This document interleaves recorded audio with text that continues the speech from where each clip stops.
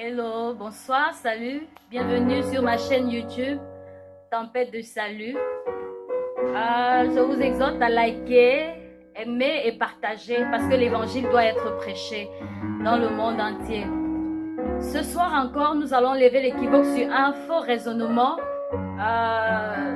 Généralement, quand on prêche l'évangile, on rencontre des personnes qui nous disent qu'ils croient au Seigneur Jésus. Nous croyons au Seigneur, je crois au Seigneur Jésus, mais vraiment, je ne vais pas à l'église, je crois au Seigneur Jésus, mais vraiment, mais, il y a toujours des mais.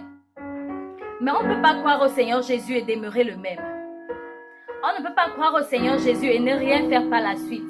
Donc, nous allons lire un verset biblique dans le livre de Jacques, au chapitre 2, verset 19. La Bible déclare: « Tu crois qu'il y a un seul Dieu, tu fais bien.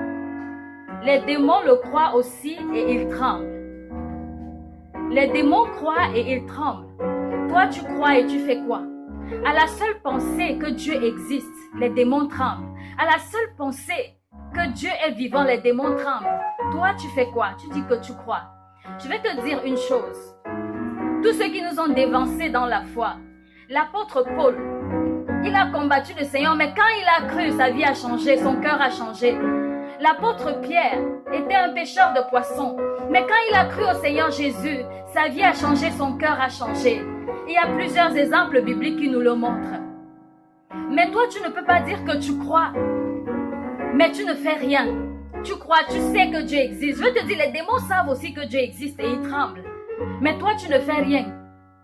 Si tu crois que Dieu existe, tu dois le vivre. Si tu crois que Dieu existe, tu dois le pratiquer. La foi ne se parle pas, elle se vit. Une foi sans les œuvres est morte.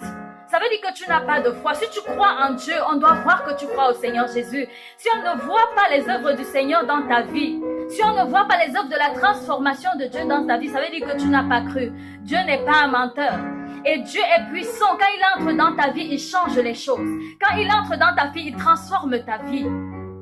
Tu ne peux pas dire que tu crois, mais tu restes à la maison.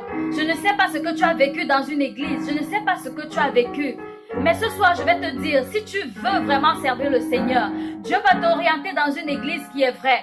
Mets tes genoux au sol, commence à prier, demande à Dieu, je vais te servir en esprit et en vérité. Oriente-moi, montre-moi où te servir, là où toi tu es réellement. Et Dieu va t'orienter si tu es sincère. Mais si tu n'es pas sincère, tu risques de ne pas croiser ce que ta bouche dit.